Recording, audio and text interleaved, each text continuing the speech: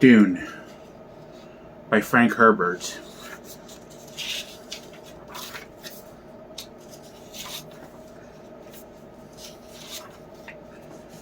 To the people whose labors go beyond ideas into the realm of real materials, to the dryland ecologists, wherever they may be, in whatever time they work, this effort, that prediction, is dedicated in humanity, in humility, and admiration.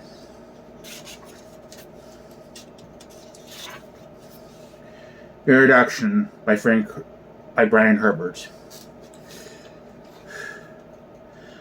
I knew Frank Herbert for more than 38 years. He was a magnificent human being, a man of great honor and distinction, and the most interesting person at any gathering, drawing listeners around him like a magnet. To say he was an intellectual giant would be an understatement, since he seemed to contain all the knowledge of the universe in his marvelous mind. He was my father, and I loved him deeply. Nonetheless, the son's journey to understand this legendary author was not always a smooth one, as I described in my biography of him, Dreamer of Dune.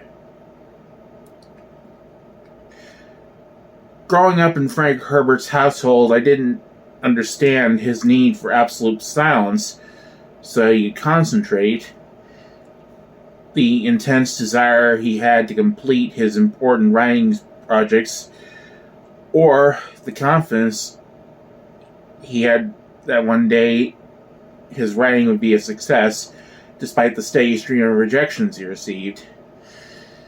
To my young eyes, the characters he created in Dune and his other stories were the children of his mind, and they competed with me for his affections.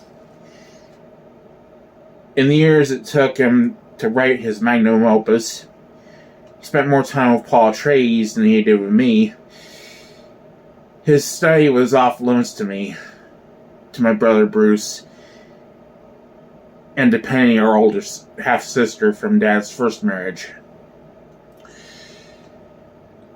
In his household, only my mother Beverly really understood Dad's complexities. Ultimately, it was tough. It was through her love for him and the love he gave back to her that I came to see the nurturing, loving side of the man. By that time, I was in my mid-20s, having rebelled against his exacting ways for years. When I finally saw the soul of my father and began to appreciate him for the care he gave my mother when she was terminally ill, he and I became the best of friends, and he helped me with my own writing career by showing me what editors wanted to see in books. He taught me how to construct interesting characters, build suspense, and keep readers turning the pages. After perusing an early draft of Sidney's Comet,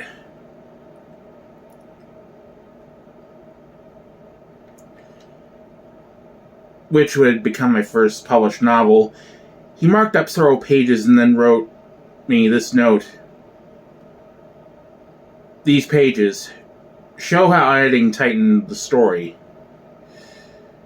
Now go and do likewise. It was his way of telling me he could open the door for me and let me peek through, but I would have to complete the immense labors involved with writing myself. Beverly Herbert was the widow and the window into Frank Herbert's soul. He shared that reality with millions of readers when he wrote a loving 3-page tribute to her at the end of Chapter House Dune, describing their life together. His writing companion and intellectual equal, she suggested the title for that book and died in 1984 while he was writing it. Earlier in Dune, Frank Herbert had modeled Lady Jessica Atreides after Beverly Herbert, where dignified, gentle ways of influence, and even her prescient abilities, which my mother actually possessed. When he wrote of Lady Jessica's latent prophetic abilities, he was describing my mother, thinking of all the amazing paranormal feats she had accomplished in her lifetime. In an endearing tone, he often referred to her as his White Witch or Good Witch. Similarly, throughout the Dune series, he described the heroic Bene Gesserit women as witches.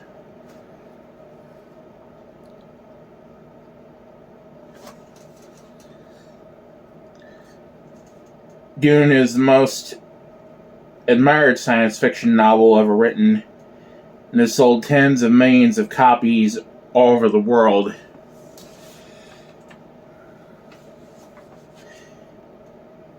In more than 20 languages. It is to science fiction what the Lord of the Rings trilogy is to fantasy. The most highly regarded works in their respective genres. Of course, Dune is not just science fiction. It includes strong elements of fantasy and contains so many important layers beneath the storyline that it has become a mainstream classic. As one dimension of this, just look at the cover on the book in your hands.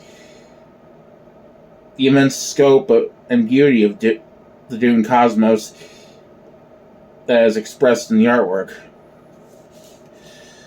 The novel was first published in hardcover in 1965 by Chilton Books, best known for their immense auto repair novels. No other publisher would touch the book, in part because of the length of the manuscript. They felt it was far too long at 200,000 words. When most novels of the day were only a quarter to a third that length, Dune would require immense printing costs and a high hardcover price for the time, in excess of $5. No science fiction novel had ever commanded a retail price that high. Publishers also expressed concern about the complexity of the novel and all of the new exotic words the author introduced in the beginning, which tended to slow the story down. One editor could not get through the first 100 pages without becoming confused and irritated. Another said he was probably making the mistake of his lifetime in not publishing the work, but declined it anyway. Still another said it could attract a cult following, but he didn't want it either. Initial sales of the book were slow, but Frank Herbert's science fiction writing ears and readers recognized the genius of the work from the beginning, awarding it the coveted Nebula and Hugo Awards for Best Novel of the Year.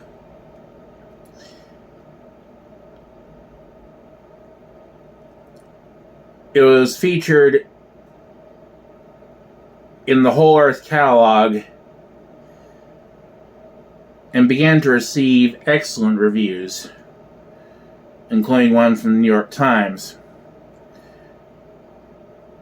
A groundswell of support was building. In 1969, Frank Herbert published the first sequel, Dune Messiah, in which he warned about the dangers of following a charismatic leader and showed the dark side of Paul Atreides. Many fans didn't understand this message because they didn't want to see their superhero brought down from his pedestal. Still, the book sold well, and so did his predecessor.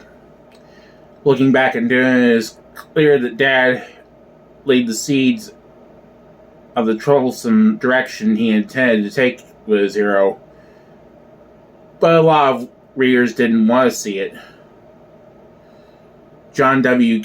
Campbell, the editor of Analog, who made many useful suggestions when Dune was being serialized, did not like Dune Messiah because of this Paul Atreides issue. Having studied politics carefully, my father believed that heroes made mistakes that were amplified by the number of people who followed such leaders slavishly. In a foreshadowing epigraph, Frank Herbert wrote in Dune, "Remember, we speak now of the Muad'Dib who ordered battle drums made from his enemy's skins."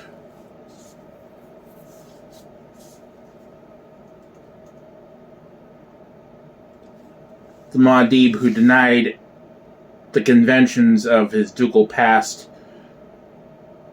with a wave of his hand, saying merely, "I am the Kwisatz Haderach." That is reason enough. And a dramatic scene, as Liet Kynes lay dying in the desert, he remembered the long ago words of his own father.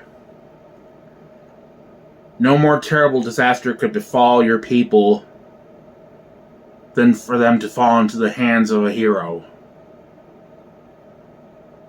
By the early 1970s, sales of Dune began to accelerate, largely because the novel was heralded as an environmental handbook warning about the dangers of destroying the Earth's finite resources. Frank Herbert spoke to more than 30,000 people at the first Earth Day in Philadelphia, and he toured the country speaking to enthusiastic college audiences. The environmental movement was sweeping the nation, and Dad wrote The Crest of the Wave, a breathtaking trip. When he published Children of Dune in 1976, it became a runaway bestseller, hitting every important list in the country.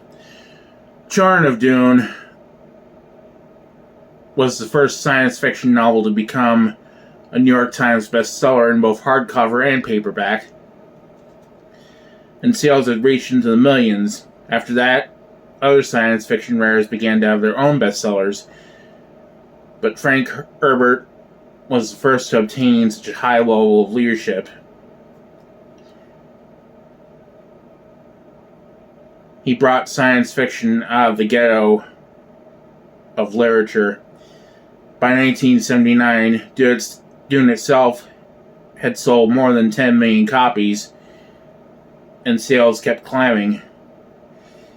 In early 1985, shortly after David Lynch's movie Dune was released, a paperback version of the novel reached number 1 on the New York Times bestseller list. This was a phenomenal accomplishment, occurring 20 years after its first publication, and sales remain brisk today. In 1957, Dad flew to the Oregon coast to write a magazine article about a U.S. Department of Agriculture project there, in which the government successfully planted poverty grasses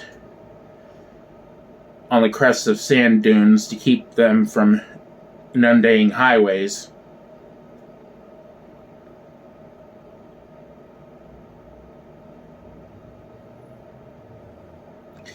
He intended to call the article "They Stopped the Moving Sands," but soon realized he had a much bigger story on his hands. Frank Herbert's life experiences are layered into the pages of the Dune series, combined with an eclectic assortment of fascinating ideas that sprang from his researches.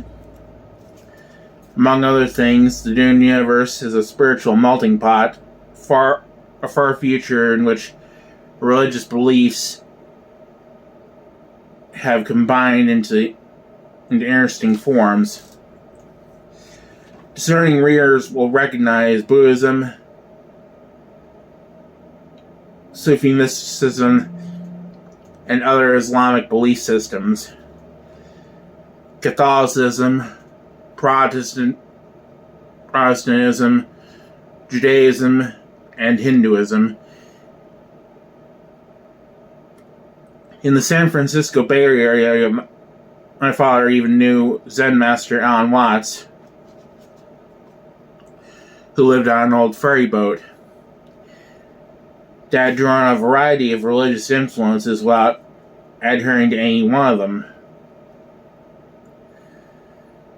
Consistent with this, the stated purpose of the Commission of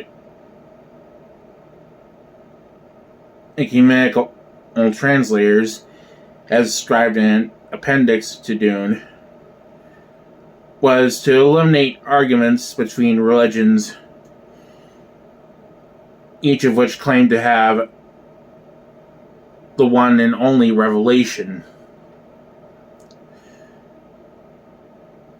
When he was a boy, Dad's many Irish Catholic aunts on his mother's side tried to force Catholicism on him, but he resisted. Instead, this became the genesis of the Bene Gesserit Sisterhood. This fictional organization would claim it did not believe in organized religion, but the sisters were spiritual nonetheless. Both my father and mother were like that as well.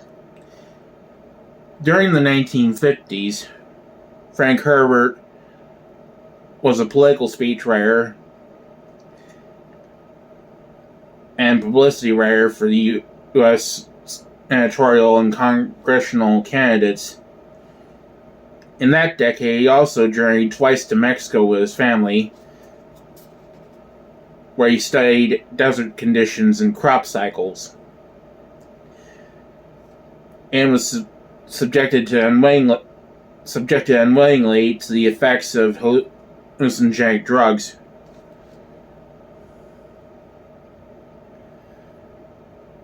All those experiences and a great deal from his childhood found their way onto the pages of Dune. The novel became as complex and multi-layered as Frank Herbert himself. As I wrote in Dreamer of Dune, the characters in Dune fit mythological archetypes. Paul is the hero prince on a quest who weds the daughter of a king. He marries Princess Irulan, whose father is the Emperor Shaddam Corrino IV. Reverend Mother Gaius Helen Mohayim is a witch mother archetype, while Paul's sister Alia is a virgin witch, and Pardot Kynes is the wise old man of Dune mythology. Beast Rabban Harkonnen, though evil and aggressive, is essentially a fool.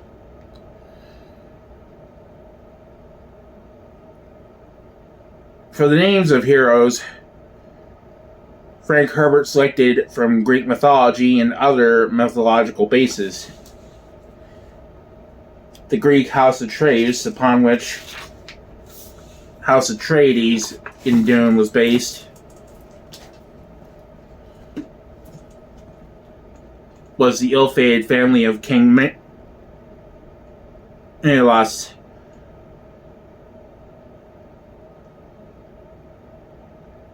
and Agamemnon. A heroic family, it was beset by tragic flaws and burdened with a curse pronounced against it by Thyestes. This foreshadows the troubles Frank Herbert had in mind for the Atreides family. The evil Harkonnens of Dune are related to the Atreides by blood, so when they assassinate Paul's father, Duke Leto, is kinsman against kinsman.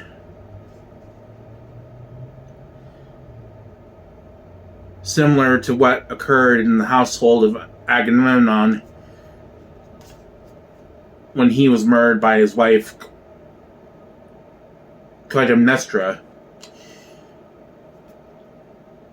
Dune is a modern-day conglomeration of familiar myths, a tale in which great sandworms guard a precious treasure of melange, the geriatric spice that represents, among other things, the finite resource of oil. The planet Arrakis features immense, ferocious worms that are like dragons of lore, with great teeth and a bow's breadth of cinnamon.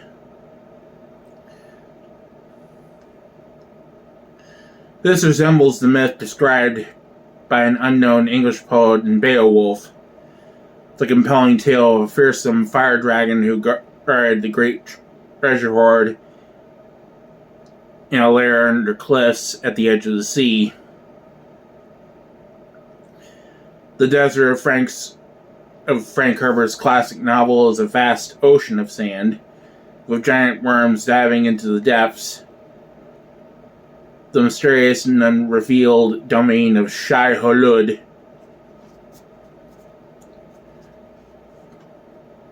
Dune tops are like the crests of waves, and there are powerful sandstorms out there, creating extreme danger. On Arrakis, life is said to emanate from the Maker, Shai-Hulud. In the desert sea, similarly, all life on Earth is believed to have evolved from our oceans. Frank Herbert drew parallels, used spectacular metaphors, and extrapolated present conditions into world systems that seem entirely alien at first blush.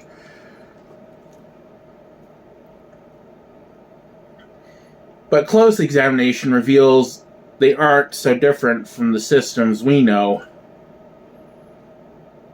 And the book characters of his imagination are not so different from the people familiar to us.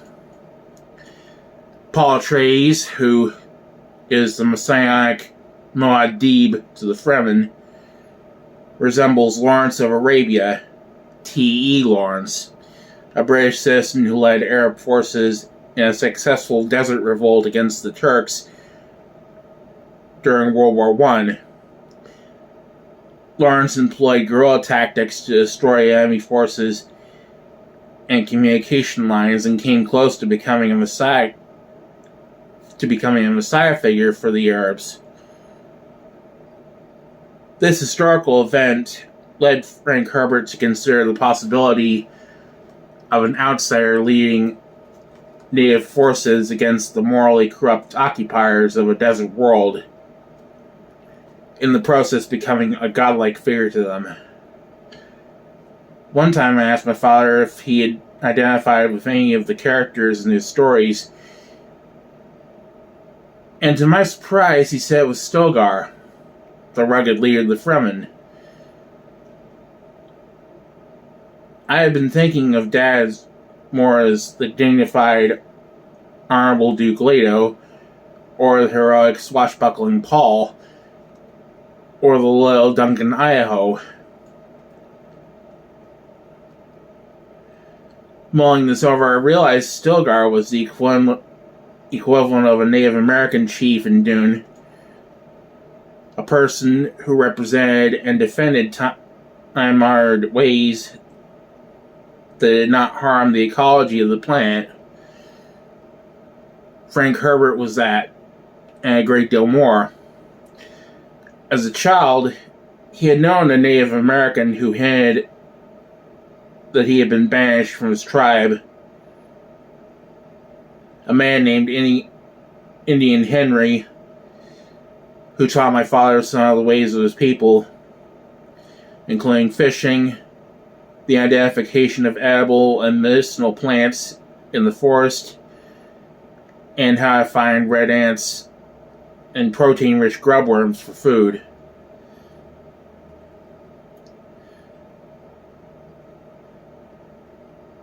When he set up the desert planet of Arrakis and the Galactic Empire encompassing it, Frank Herbert pitted Western and primitive cultures against one another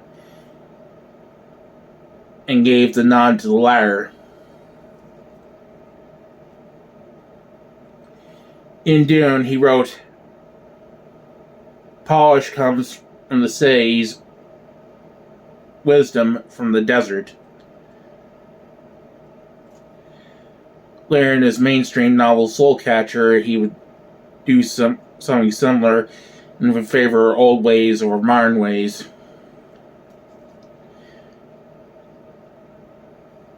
Like the nomadic Bedouins of the Arabian Plateau, the Fremen live an admirable, isolated existence, separated from civilization by vast stretches of desert. The Fremen take psychedelic drugs during religious rites, like the Navajo Indians of North America. And like the Jews, the Fremen have been persecuted, driven to hide from authorities, and survive in fortified places. Both Jews and Fremen expect to be led to the Promised Land by a Messiah.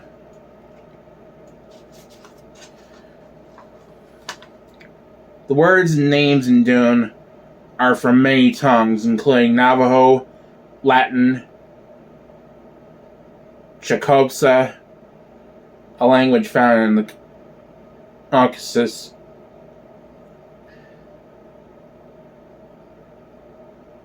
the Nahuatl dialect of the Aztecs, Greek, Persian, and East Indian, Russian, Turkish, Finnish, Old English, Spanish, and of course Arabic. In Churn of Dune, Leto II allowed sand trout to attach themselves to his body, and this was based in part on my father's own experiences as a boy growing up in Washington State, when he rolled up his trousers and waded into a stream or lake, permitting leeches to attach themselves to his legs. The legendary life of the divine superhero Muad'Dib is based on themes found in a variety of religious faiths.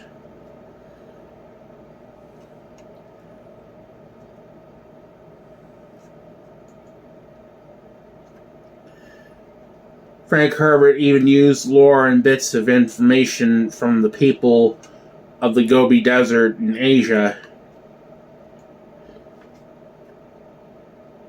the Kalahari Desert in southwest Africa, and the Aborigines of the Australian outback. For centuries, such people have survived on very small amounts of water, in environments where water is a more precious resource than gold. The Butlerian Jihad, occurring 10,000 years before the events described in Dune, was a war against thinking machines who at one time had cruelly enslaved humans. For this reason, computers were eventually made illegal by humans, as decreed in the Orange Catholic Bible, "Thou shalt not make a machine in the likeness of a human mind." The roots of the jihad went back to individuals my parents knew, to my mother's grandfather, Cooper Landis, and to our family friend, Ralph Slattery, both of whom abhorred machines.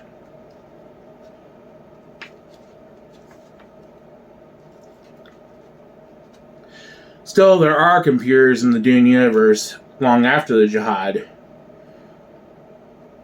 As Frank Herbert's series unfolds, it is revealed that the Bene Gesserits have secret computers to keep track of their breeding records, and the Mentats of Dune, capable of supreme logic, are human computers.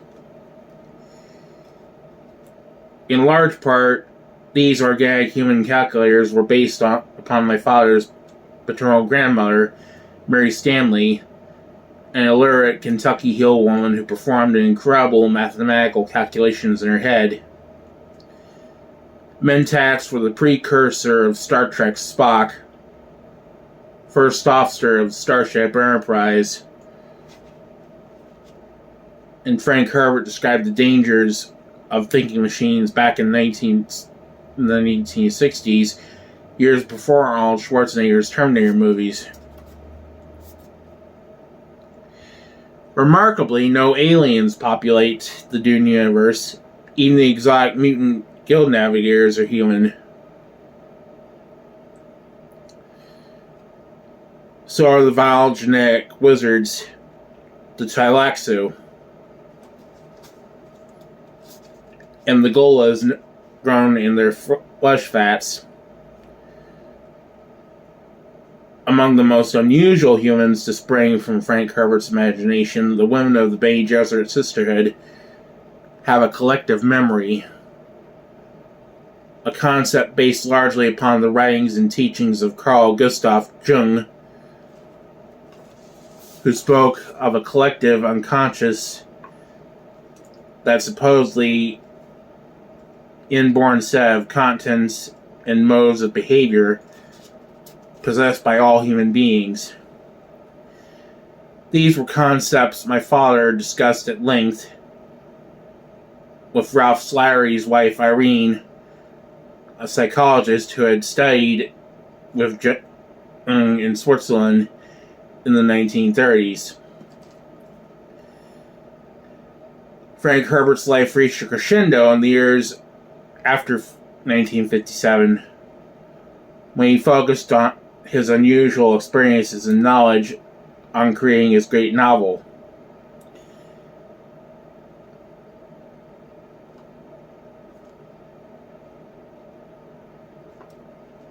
In the massive piles of books he read to research Dune, he recalled reading somewhere that ecology was the science of understanding consequences.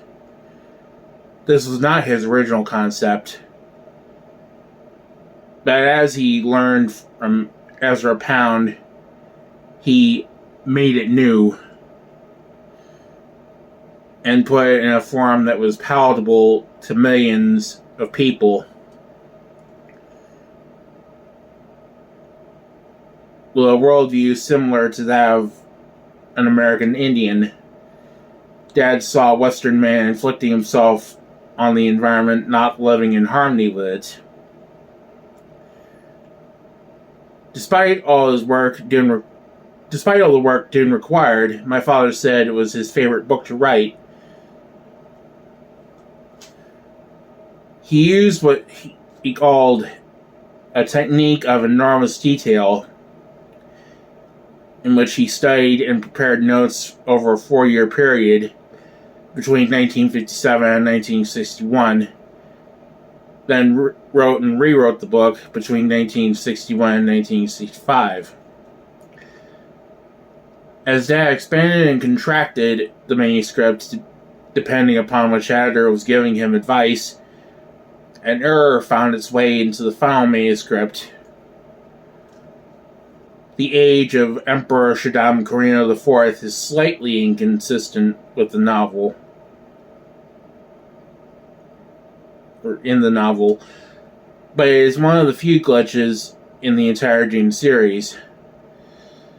It is remarkable, considering the fact that Frank Herbert wrote Dune, Dune Messiah, Children of Dune, and God Emperor on typewriters. Hundreds of thousands of words without the use of a computer to keep all the information straight. Late in 1961, in the midst of his monumental effort, Dad fired his itinerary, his literary agent, Lurton Blessingame, because he didn't feel the agent was supportive enough, and because he couldn't bear the thought of sending any more stories into the New York publishing industry, which had been rejecting him for years. A couple of years later, when the new novel was nearly complete, he got back together with Blessingame and went through the ordeal of rejection after rejection, more than 20 of them, until Chilton finally picked up the book and paid an advance of $7,500 for it. If not for our side editor at Chilton, Sterling Lanier, Dune might never have been published, and world literature would be much poorer for it. When my father and I became close in my adulthood and we began to write together, he spoke to me often of the importance of detail, of density in writing. A student of psychology, he understood that the human subconscious, and liked to say that Dune could be read on any of several layers that were nested beneath the adventure story of a messiah on a desert planet. Ecology is the most obvious layer,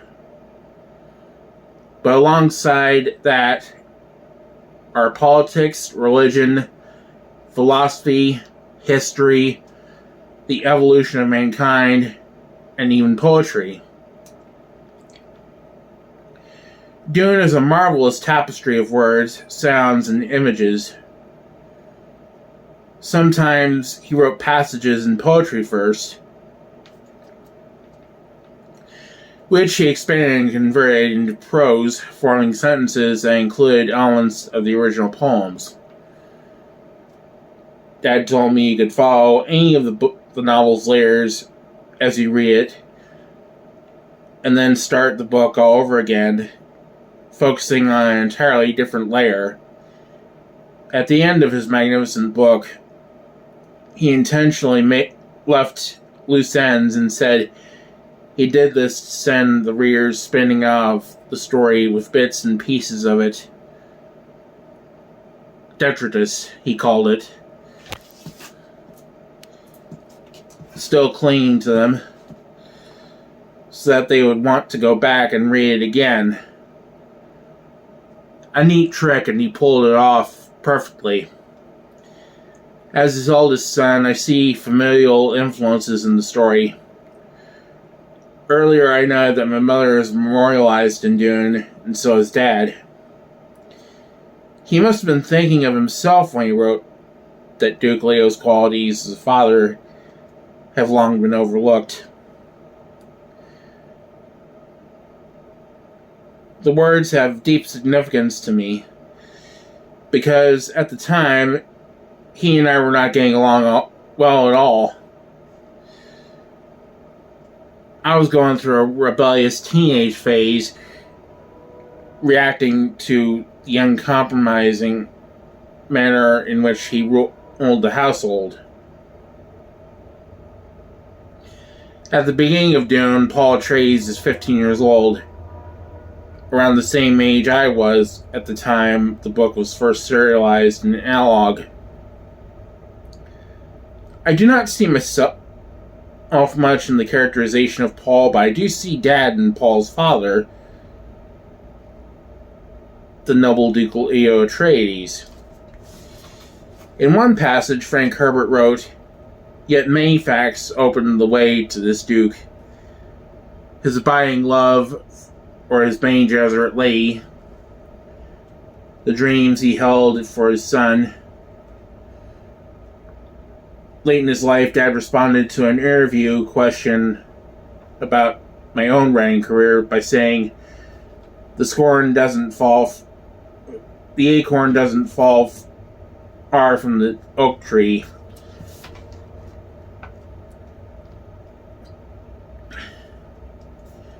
He often complimented me to others more than he did to me directly. Most of his friends seemed like an introvert. But in family matters, he was often quite the opposite, preferring to retire to his study. Frequently, his strongest emotions went on the page, so I often feel him speaking to me as I read his stories. Once I asked my father if he thought his magnum opus would endure. He replied modestly that he didn't know, that the only valid literary critic was time. Dune was first published in 1965, and Frank Herbert would be pleased to know that interest in his fantastic novel and the series it spawned has never waned. An entire new generation of readers is picking up Dune and enjoying it, just as their parents did before them. Like our own universe, the universe of Dune continues to expand. Frank Herbert wrote 6 novels in the series, and I have written 13 more in collaboration with Kevin J. Anderson, including the chronological grand finale that millions of fans were awaiting. The uncompleted project my father called Dune 7. He was working on that project when he died in 1986, and it would have been the 3rd book in the trilogy he'd began with Heretics of Dune and Chapter House Dune.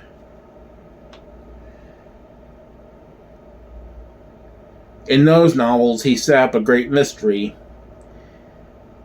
and years after his death, the solution was most closely guarded secret in science fiction. A solution that Kevin and I wrote in 2 novels, Hunters of Dune and Sandworms of Dune.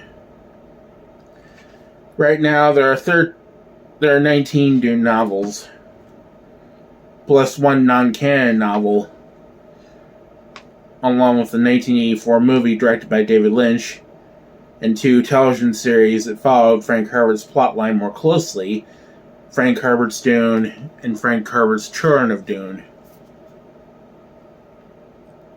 including the Dune Messiah storyline. As I write this early in 2019, a major new movie of Dune is being undertaken by Legendary Pictures, with a top Hollywood director and an exciting A-list cast. I am one of the executive producers and have done consultation work on the script. The novel Dune is such a massive story that it will now be filmed in 2 major motion pictures, each covering around half of the book. Dune tabletop and digital games have also been announced, and I have consulted on them as well.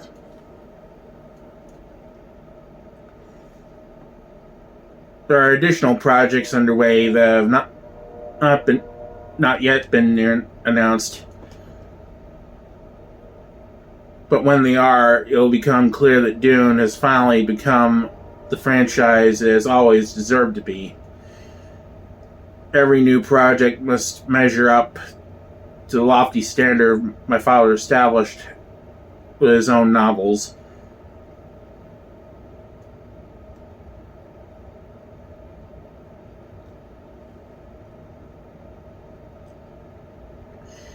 When all of the good stories have been told, there might be no more new books, film productions, or other emerging projects.